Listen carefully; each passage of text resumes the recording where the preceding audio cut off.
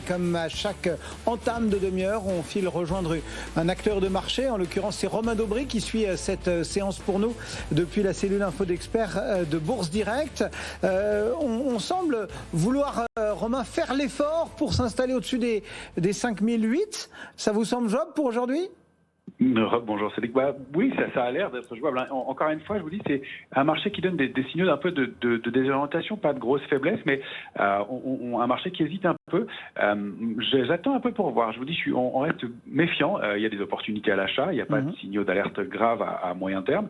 À court terme, cette invalidation de la semaine dernière, cette pression baissière qu'on évoquait tout à l'heure, des volumes un peu plus lourds dans les mouvements de baisse, laisse à penser qu'il y a toujours des opportunités à l'achat sur des gros titres et ou même des moyens de capitalisation, mais qu'il y a des arbitrages possibles à la baisse et des alertes un peu plus marquées.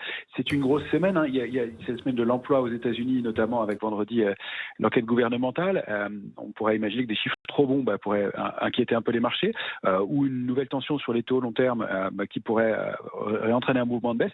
Donc on reste méfiant. On a eu une alerte et cette structure graphique dans laquelle on se trouve, on a besoin de la gommer. Donc au moins une phase de pause pour digérer tout ça dans un premier temps me paraissent raisonnables compte tenu de la structure qu'on a construite. Encore une fois, le niveau de couverture est remonté dans les portefeuilles, donc il n'y a pas de grosses alertes de toute façon. 5805 points pour le CAC, plus 0,21%. Et puis un petit regard sur un dossier qui a fait pas mal parler de lui ces dernières heures, c'est Danone, bien évidemment, avec ce changement de gouvernance. Qu'est-ce qu'on en dit sur le marché ? Comment ça réagit ce matin ? Alors ça réagit pas à court terme, pas très bien. Pour tout dire, c'est un titre qui nous intéresse. À titre investisseur, on est entré dessus fin janvier.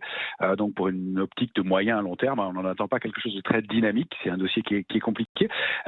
Donc ce qui se produit là, l'intervention des fonds activistes, la remise en cause d'Emmanuel Faber et la dissociation de ses fonctions, ça n'est à mon sens qu'une première étape dans un processus qui va être plus long et où il s'agira ensuite de faire évoluer la stratégie.